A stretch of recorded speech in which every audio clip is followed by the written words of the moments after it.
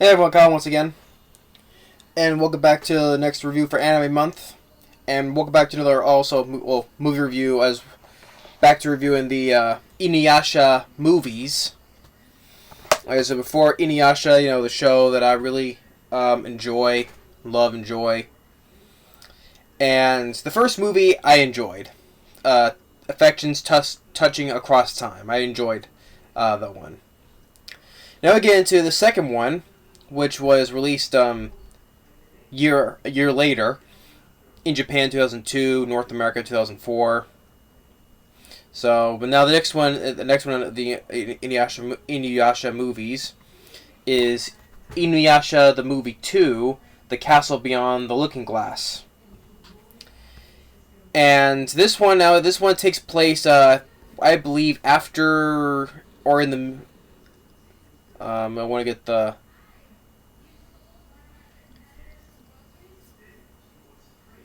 Well, I want to get the time thing where it takes place in.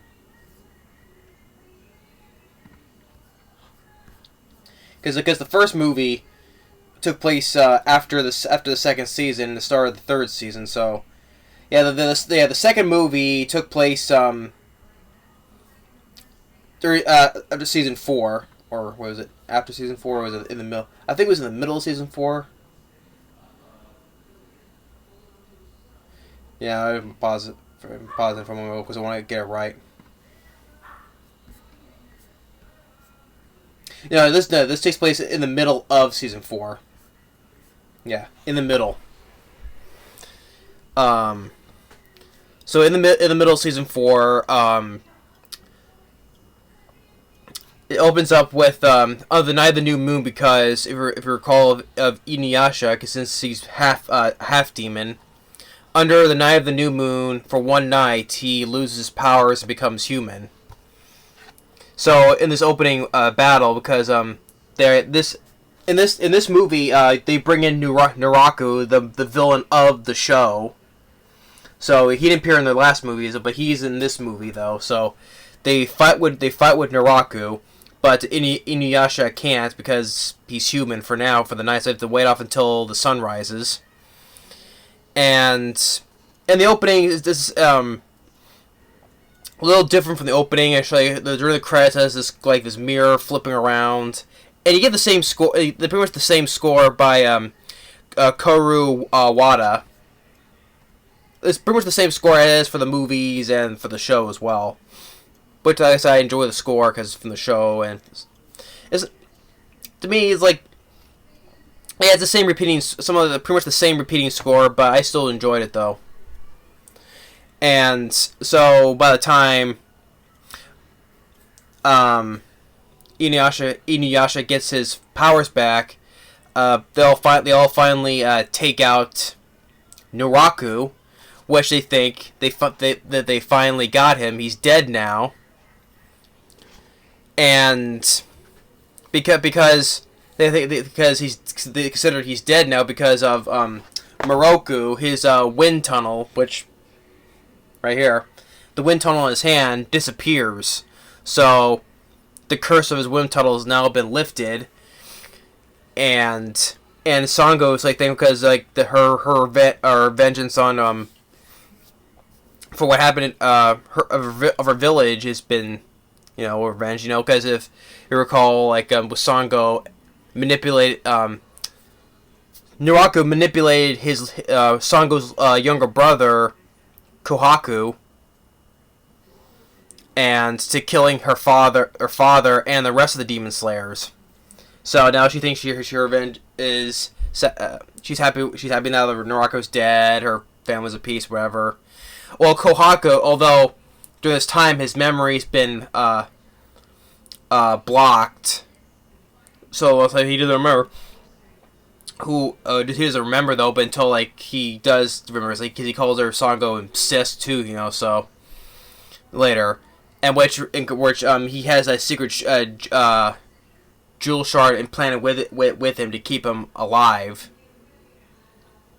and also with Naraku's incarnations like Kana and especially Kagura, who. No, the thing is that since that he's dead, she is now free of him. That's what she wanted, was her freedom. So everyone's like all happy that Naraku's now dead. So and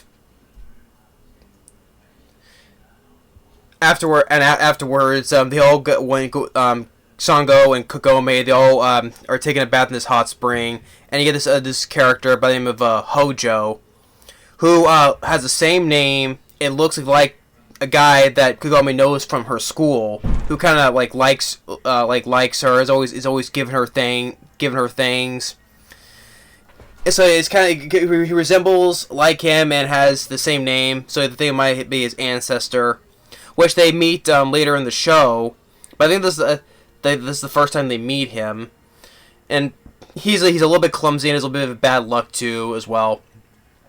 But the whole thing is that he's on this journey to take this family heirloom, this celestial robe, and take it to Mount Fuji and dump it into the crater, throw it in there. And before that, he sees Sango and Kagome taking a bath, and he's like, "Oh, they're maidens of heavens," and all that. And Moroku sees him, and Kagome and Sango mistakenly think that it's Moroku who's being the peeping Tom, and Moroku's like, "No, wait, this has been a misunderstanding," and they throw a rock at him. Now, there's one thing I noticed that I think this is either if I'm mistaken, is that there's a quick glance where Sango, when she gets up out of the hot spring water, and I noticed the scar on her back. Now I'm thinking that was either when she got that when she was injured from the show, when Kohaku injured her when he was brainwashed by Naraku. Either that that's where she got that scar from, or there's something that was something that was afflicted by her that I didn't notice though. Something else. So I'm pretty sure that was that. I'm pretty sure I had to guess that was from before, from the show by what Kohaku did to her when he was brainwashed. I want to think that. I'm pretty sure that's what happened. That's how she got the scar, because I was like, wait, where have I seen that scar before? I didn't ever see that before. So I'm pretty sure that's what it is. So I just want to make things right, clear that up for myself. And then afterwards, they all go their separate ways. Like Moroku go visits Master Mushin, the monk that raised him after when his father got sucked into his own wind tunnel. After which, and that's when he got that curse handed down to him. So he went to see Master Mushin, and then Sango and Kohaku, they go back to their village. And Inuyasha and Kagome, they still go together, still search the sacred jewel shards. But when Kagome goes back to her world, though, and she gets the story told about the legend of Kaguya. It was a Kaguya. The maiden of, what was it, the maiden of heaven?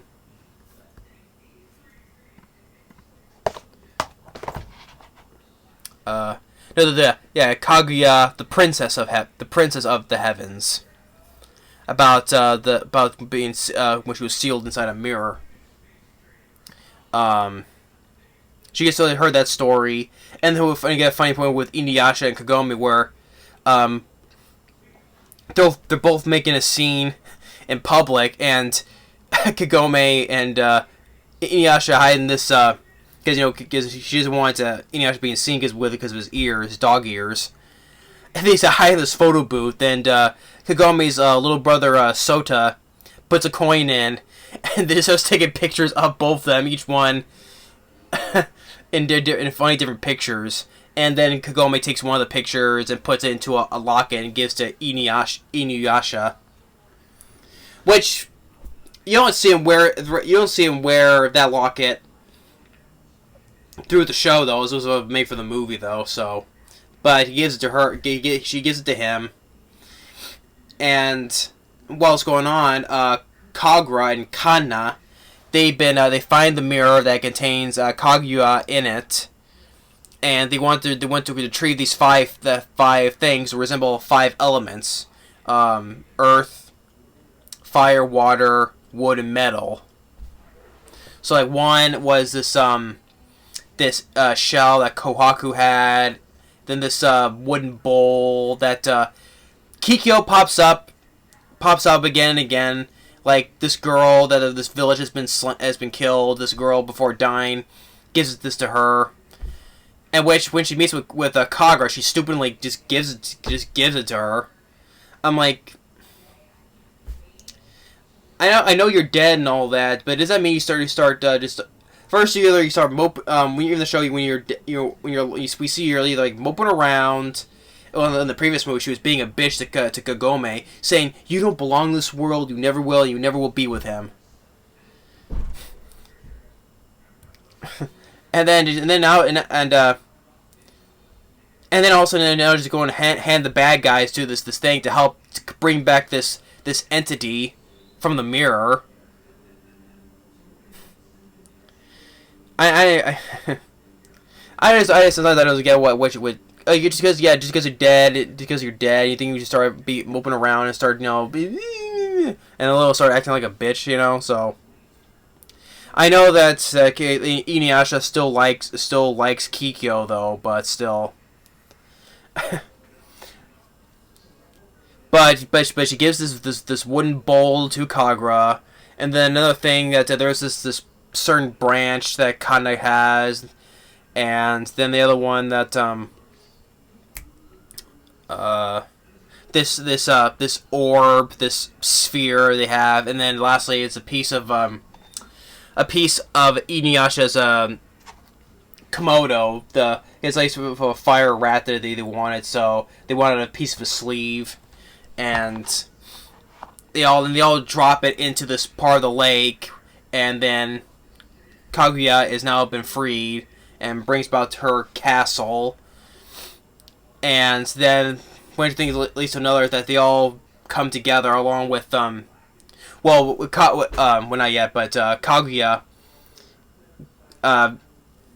She needs her celestial robe, which Hojo has, and she bounds.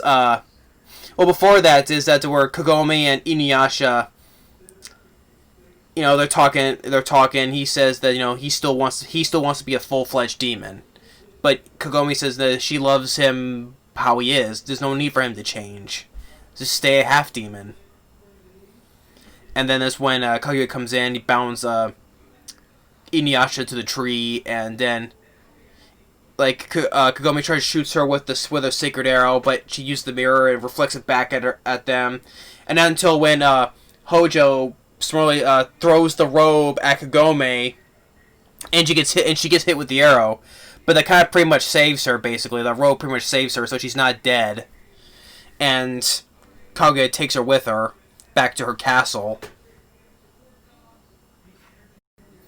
and that's when then they all band together again to fight them, and they fight this big sea monster. They're getting pummeled, and but Kikyo comes in and saves Inuyasha with one of her sacred arrows and helps him destroy the sea monster, and then she just walks away because she doesn't get involved in nobody's business. So then Inuyasha gets through the portal, gets transferred to the castle. And with the fun with the others, they'll go like Sango, Moroku, Shippo, Hojo, Hachi, the raccoon dog that was with Moroku, and Kilala. When they're all injured, except for Hachi and Hojo, the rest of them were injured. So they put some of the medicine, the bandages that Kagome brought from her first aid. And when Kaguya makes time stand still, they're not affected. Well, Hojo and Hachi, they're standing still, but everything else is standing still.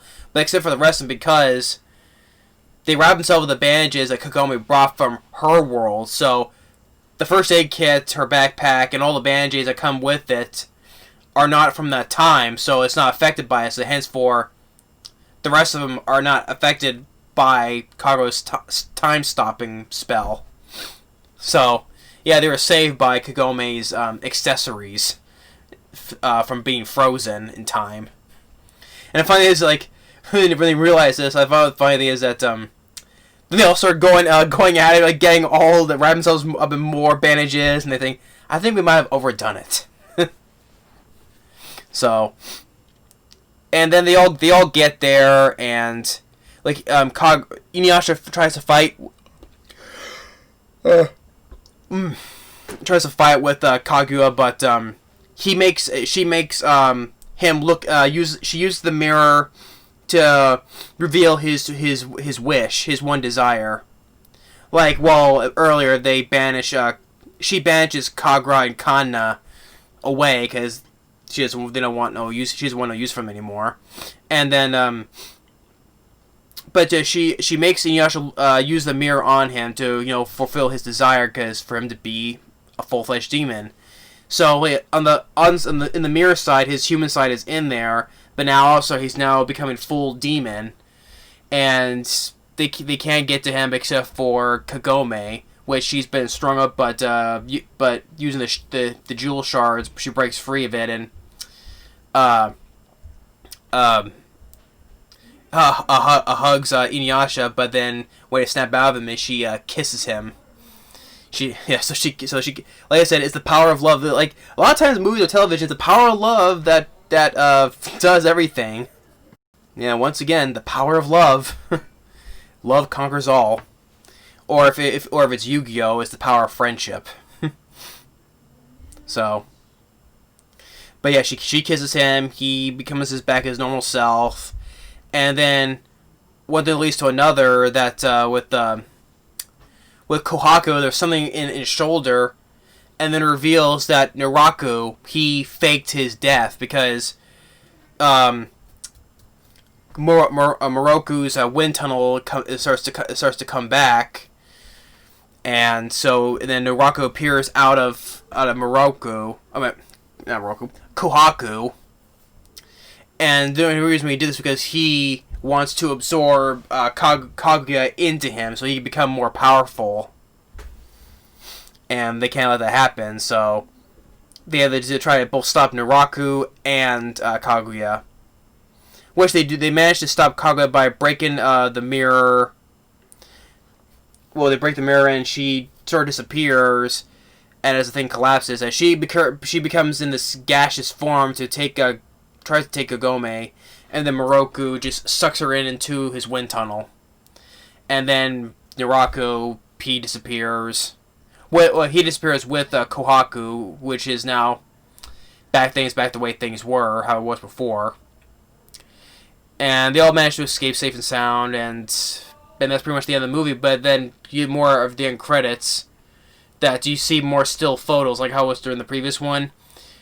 At the ending of the previous film, it shows like Hojo, he finally tosses that celestial robe into the volcano, and more photos, which after the credits, they're still walking, and then Moroku wants Sango to kiss him because he wants to take the idea that what Kagome did with the Inuyasha, and she start blushing, she start blushing, and like, of course, once again, she slaps him, and then Kagome tells Inuyasha to sit.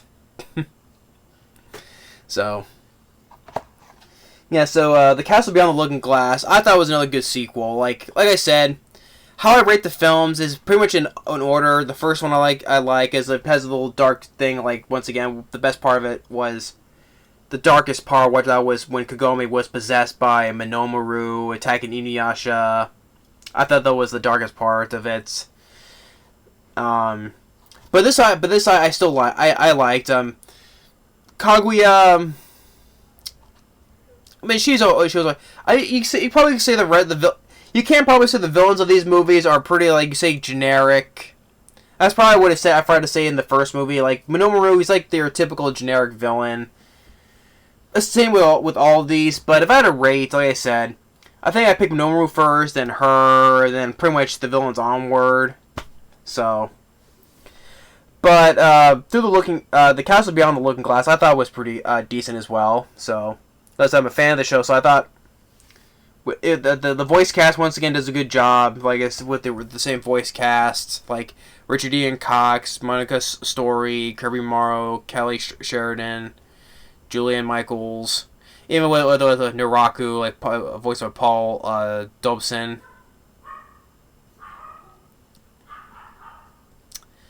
So yeah, the voice cast once again does a good job. It's been the same. Well, the first one was 100 minutes, but this is only 99 minutes. Well, whoop-de-doo by 1 minute. But I saw it wasn't slow. I think it was not boring. I think it was. It wasn't that slow for what I know of. So, but I still enjoyed this one. Like the humor, like I said, I thought was funny, and it ends with that last shot of the locket of Kagome and Inuyasha from the photo they were taken together. Like I said, the music it's still pretty much the music is still pretty much the same, but I still like the music still. But so the moment I thought was pretty funny, but the action I thought was still when it's there, it's good still, and it was good. It was cool. Once again, cool to see that they put in Naraku in this, because he was not in the previous movie, but at least they put him in this.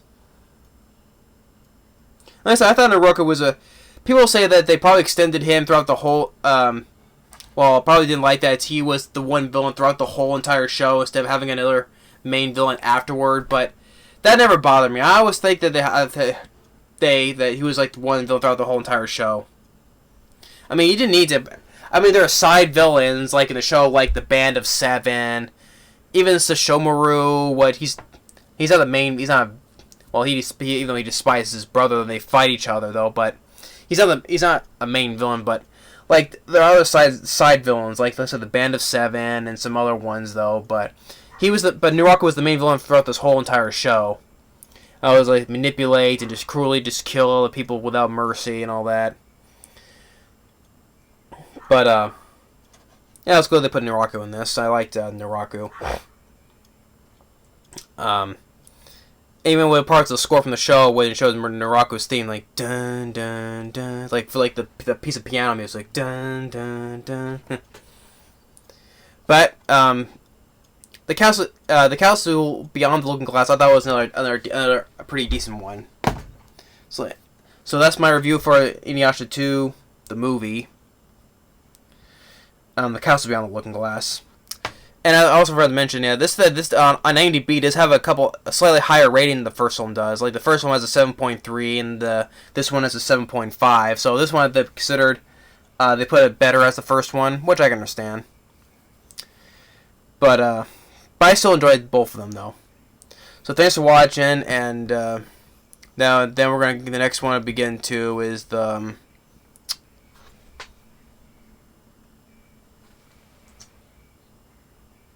Yeah, the third one, swords of an honorable ruler. That's the third one. And which Sesshomaru, I believe, it has like much more bigger lead. In this one, he was just one scene and that was it. 1 3-second scene, that was it. but he's a much more larger role in this though. But thanks for in the third one. But thanks for watching, and stay tuned for the review of the third one later.